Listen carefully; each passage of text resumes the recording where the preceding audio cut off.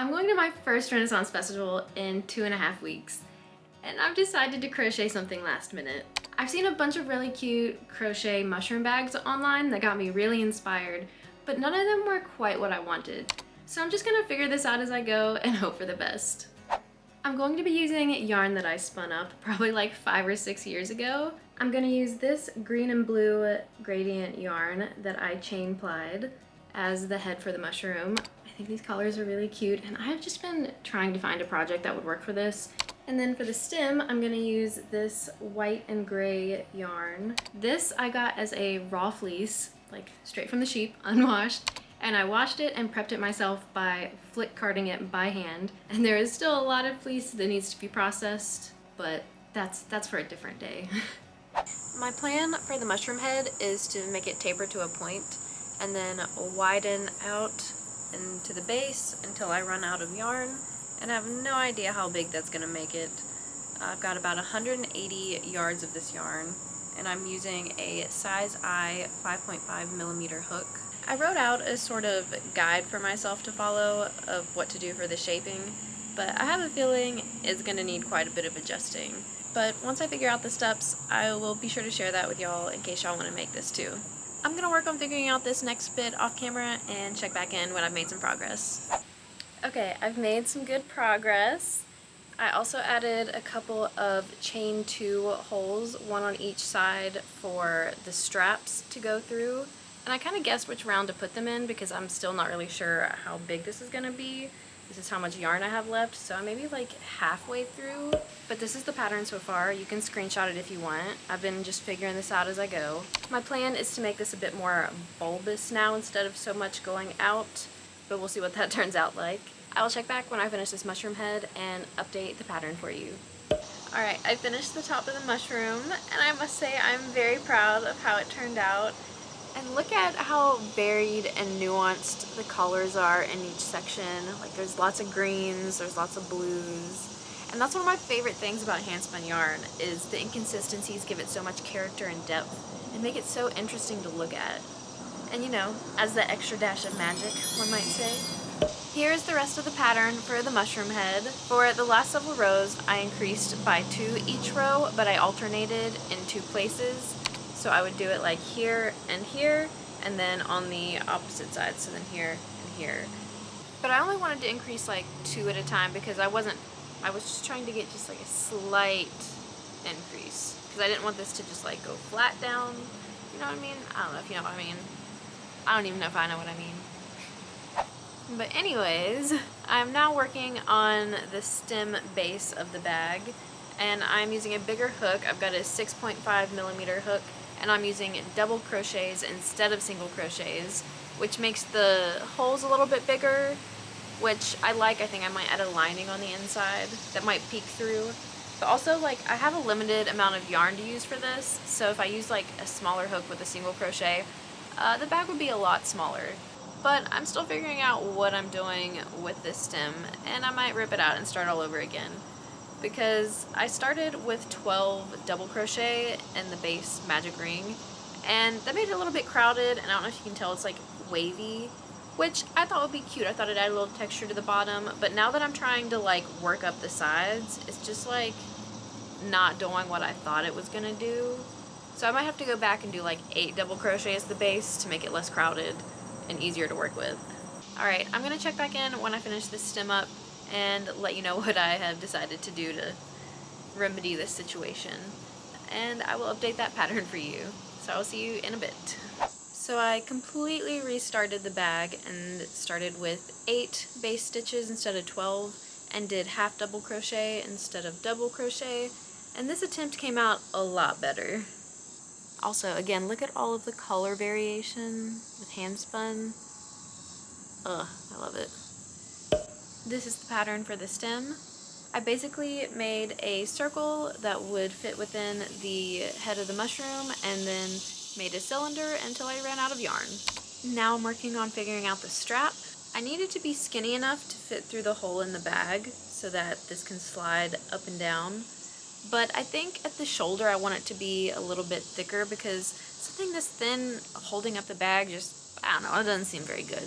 Also, I'm using more yarn that I spun, and this is merino wool, which is very soft and very expensive, but I actually got this fiber for pretty cheap because it wasn't part of the prime fleece.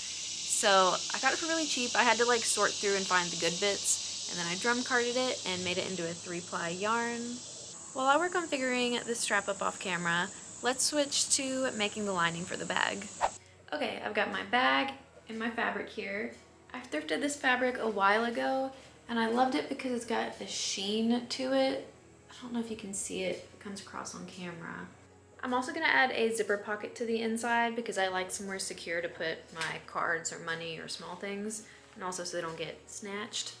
And I'm gonna make it like I made the lining for this bag, and you can see this one has a zipper pocket up here. And I'm just gonna do the same thing for my bag now. Okay, so now I've got my bag on top of my fabric and I have it folded over, so it's 2 layers. And I'm just gonna cut about 1/2 inch to 1 inch around the whole thing. Okay, so now I've got my bag and my 2 layers.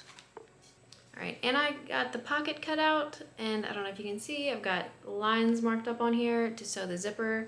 There's a tutorial on YouTube that I really like when I sew zippers, and I will link that down below, and that's what I follow because I'm not an expert.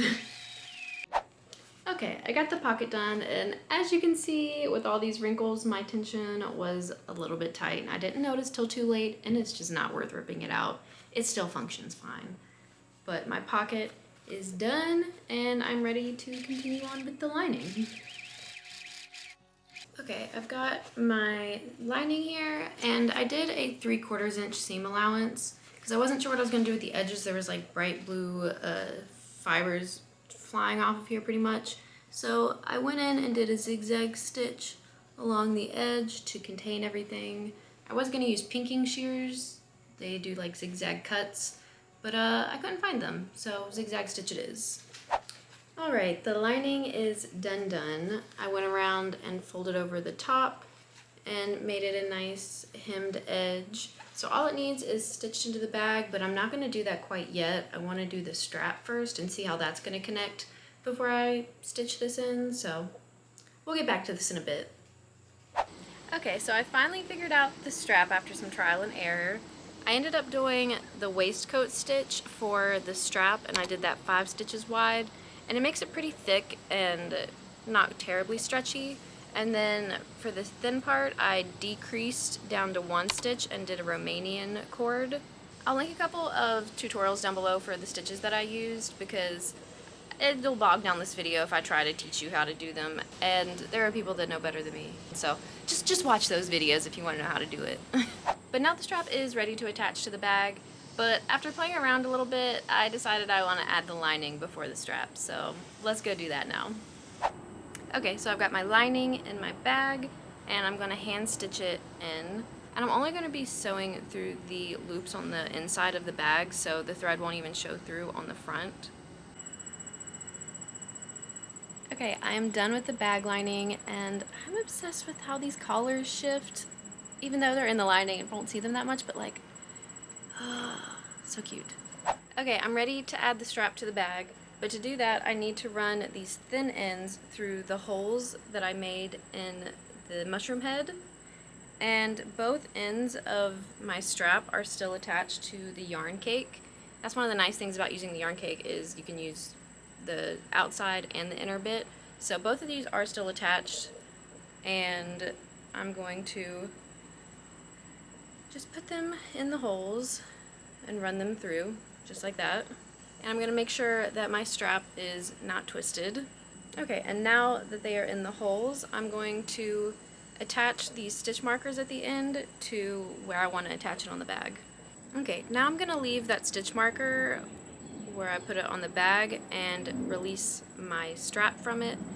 And I'm going to attach these straps by increasing. If I were to just like attach this single thing to the bag, it would like just pull in one single spot, and I don't know, I just don't really like that. So I'm going to increase this to 8 stitches, so then there will be 8 stitches connecting it to the bag.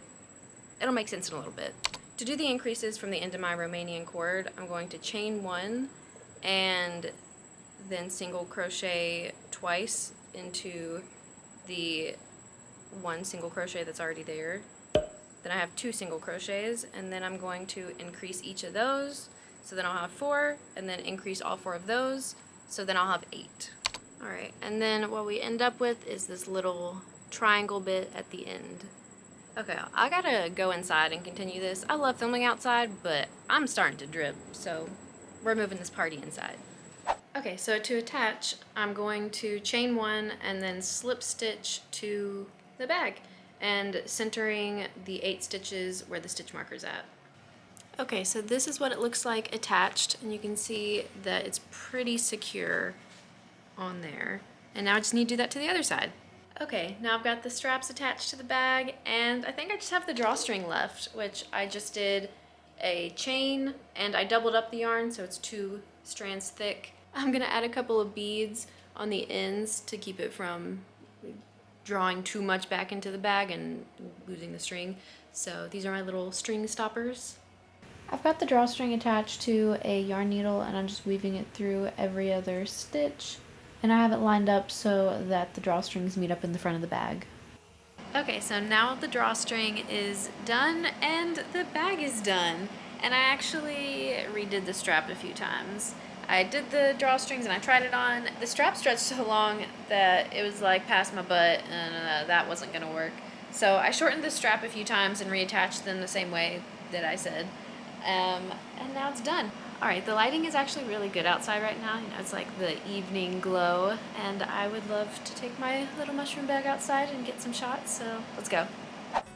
I really love how this bag turned out, and I even finished it with some time to spare, which is a rare occurrence for me. I'm not used to writing patterns or giving instructions, so if something was unclear in the way that I explain something or anything like that, be sure to comment down below and I'll get back to you and try to clarify what I did. I'm super excited to wear this to my very first Ren Faire, and hopefully I'll get some shots for you guys. If you want to see more of my projects, be sure to check out my Behind the Makings playlist, where I share the behind the scenes of my creative process. And if you like this video, be sure to subscribe for more content like this, because I love making stuff and I love sharing it. Thank you so much for spending this time with me, and I hope to see you again soon in the next video. Bye!